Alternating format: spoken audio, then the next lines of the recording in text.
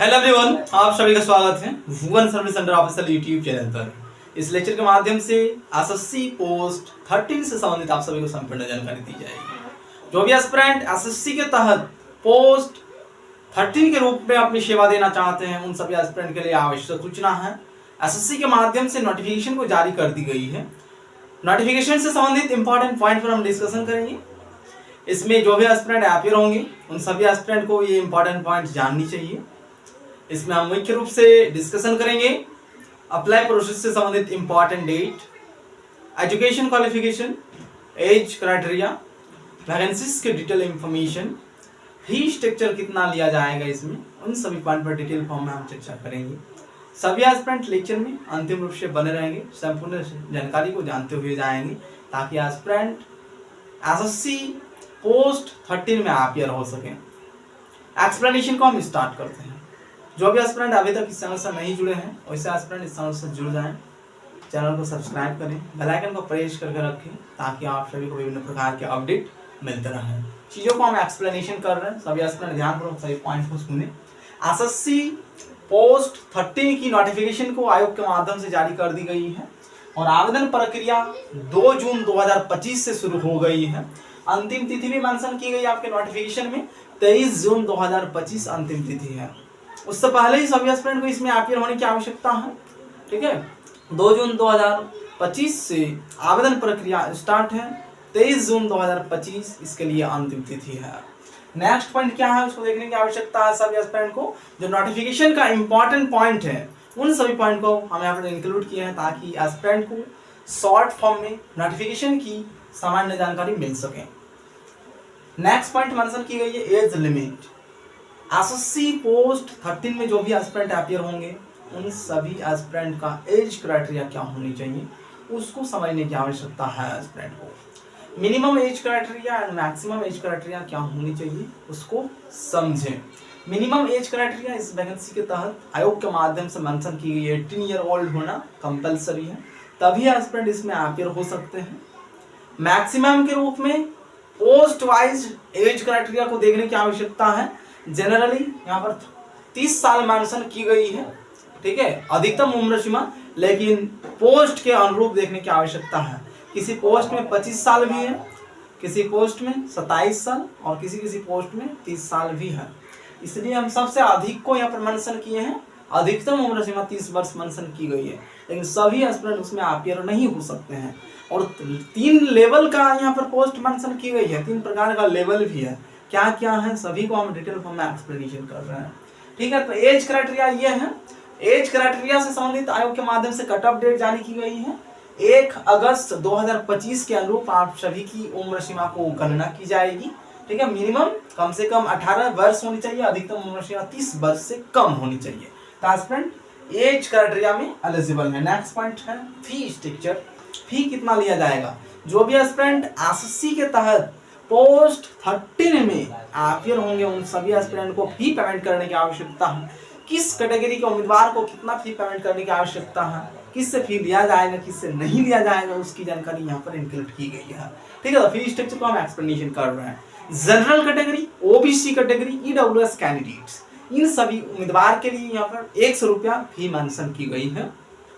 SC, ST और pH उम्मीदवार, उन सभी उम्मीदवार से 0 रुपया फी मेंशन की गई है नोटिफिकेशन में। जो भी उन 3 कैटेगरी से बिलोंग करते हैं, एससी, एसटी एंड पीएच, उन सभी उम्मीदवार से पैसा नहीं लिया जाएगा। 0 रुपया में आप सभी अपना एप्लीकेशन फॉर्म को इसमें सबमिट कर पाएंगे। ठीक है, तो यह है आप सभी के लिए फी स्ट्रक्चर एसएससी पोस्ट 13 का। ठीक है, नेक्स्ट पॉइंट मेंशन की गई है क्वालिफिकेशन क्या होनी चाहिए। तो इसमें 3 प्रकार के लेवल हैं, मैट्रिकुलेशन, इंटरमीडिएट और ग्रेजुएशन। तीनों स्तर पर एस्पिरेंट अपना वैकेंसीज को डाल सकते हैं। ठीक है, यहाँ पर हम मेंशन किए हैं मैट्रिक, इंटरमीडिएट एंड ग्रेजुएशन। ठीक है, तो एस्पिरेंट मैट्रिकुलेशन पास आउट है या फिर इंटरमीडिएट पास आउट है या फिर ग्रेजुएशन है, जो भी डिग्री है, एस्पिरेंट अपना क्वालिफिकेशन के आधार पर आप सभी उस हिसाब से यहाँ पर एप्लीकेशन फॉर्म को सबमिट करेंगे, क्योंकि इसमें तीनों कैंडिडेट एलिजिबल हैं। मैट्रिकुलेशन वाले कैंडिडेट भी एलिजिबल हैं, इंटरमीडिएट वाले भी हैं, और ग्रेजुएशन जिस कैंडिडेट का डिग्री है वैसे कैंडिडेट भी इसमें एलिजिबल हैं। लेकिन पोस्ट के अनुरूप क्वालिफिकेशन को देखने की आवश्यकता है। इसमें विभिन्न प्रकार के पोस्ट इंक्लूड की गई है गवर्नमेंट ऑफ इंडिया के माध्यम से, और पोस्ट के अनुरूप आप सबको एजुकेशन क्वालिफिकेशन देखने की आवश्यकता है। मैट्रिकुलेशन लेवल पर अगर एस्पिरेंट आवेदन देंगे तो आपकी मैट्रिक कंपलसरी है, कम से कम होना ही चाहिए। इंटरमीडिएट लेवल की वैकेंसीज है, उसमें अगर आवेदन करेंगे तो एस्पिरेंट के पास इंटरमीडिएट की सर्टिफिकेट होना मैंडेटरी होगी।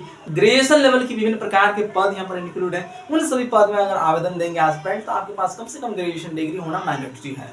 ठीक है, तो इस प्रकार से आप सभी को एक बार देखने की आवश्यकता है किस पोस्ट में एस्पिरेंट आवेदन देंगे। विभिन्न प्रकार के पद हैं, ठीक है, उसको एक्सप्लेनेशन करने के लिए कम से कम 2 से 3 घंटा चाहिए होगी।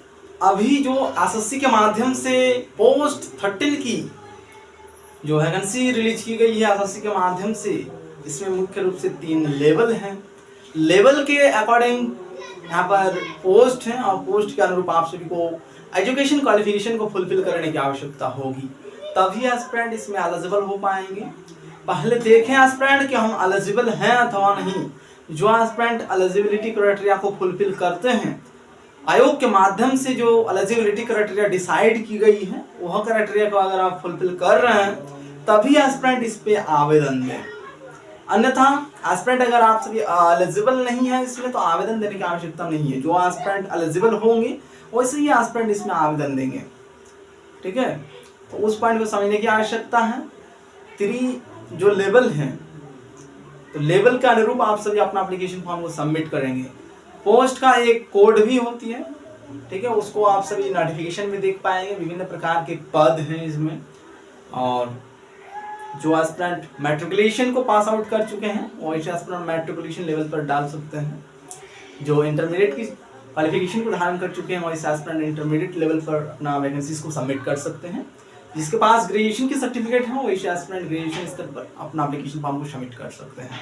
विभिन्न प्रकार के पद हैं, ठीक है, विभिन्न इंस्टीट्यूशन को इसमें इंक्लूड की गई है, आप सभी देखेंगे। विभिन्न ऑर्गेनाइजेशन इसमें इंक्लूड है जो गवर्नमेंट ऑफ इंडिया के माध्यम से कार्य कर रही है। ठीक है, उसको आप नोटिफिकेशन में देख पाएंगे। वैकेंसीज के डिटेल इंफॉर्मेशन को जानने की आवश्यकता है एस्पिरेंट को, किस कैटेगरी के लिए कितना पद है उस डेटा को भी जानने की आवश्यकता है। ये जानकारी विभिन्न प्रकार के एस्पिरेंट की एक पॉइंट होती है कि उनको ये जानकारी चाहिए कि वैकेंसीज कितना है और किस कैटेगरी के लिए कितना है, उस डेटा का हम एक्सप्लेनेशन कर रहे हैं। वैकेंसीज के डिटेल इंफॉर्मेशन और रिजर्व कैटेगरी के लिए टोटल नंबर ऑफ वैकेंसीज 1169 है। नेक्स्ट EWS कैंडिडेट्स के लिए total number of vacancies 231। Next OBC candidate के लिए 561। नेक्स्ट है SC कैंडिडेट, ठीक है, जो SC से बिलोंग करेंगे वैसे एस्पिरेंट अपना एप्लीकेशन फॉर्म में मेंशन करेंगे कि हम SC कैटेगरी से बिलोंग कर रहे हैं। जो OBC से बिलोंग करते हैं उनको OBC मेंशन करने की आवश्यकता है। अगर आप वहाँ पर रिजर्व यानी UR फुलफिल करते हैं तो आपको आरक्षण। तो अगर एस्पिरेंट आप सभी इस वैकेंसी के तहत अपनी आरक्षण कैटेगरी के अनुरूप अगर आरक्षण लेना चाहते हैं तो आप सभी को अपना कैटेगरी इसमें मेंशन करने की आवश्यकता होगी। DV के टाइम पर आप सभी को सर्टिफिकेट भी सबमिट करने की आवश्यकता होगी। तो पहले सोच लें आपके पास अगर 100% सर्टिफिकेट है या फिर आपका बनता है, तभी एस्पिरेंट अपना उस कैटेगरी का आरक्षण को लेंगे। अगर कोई भी उम्मीदवार इस प्रकार से भी हो सकते हैं जिसके पास उस सर्टिफिकेट से संबंधित जो कास्ट है वह है लेकिन उसको आप सबमिट नहीं कर सकते हैं, तो आप डायरेक्ट अनरिजर्व कैटेगरी में आवेदन दें। ठीक है, बोलने का तात्पर्य को एस्पिरेंट समझने का प्रयास करें। 100% अगर आपके पास ये डॉक्यूमेंट उपलब्ध होगी तभी एस्पिरेंट इस कैटेगरी का अनुरूप आवेदन करेंगे। ठीक है, तो SC कैटेगरी के उम्मीदवार के लिए total number of vacancies 314। Next ST category के उम्मीदवार के लिए टोटल नंबर ऑफ वैकेंसीज 148।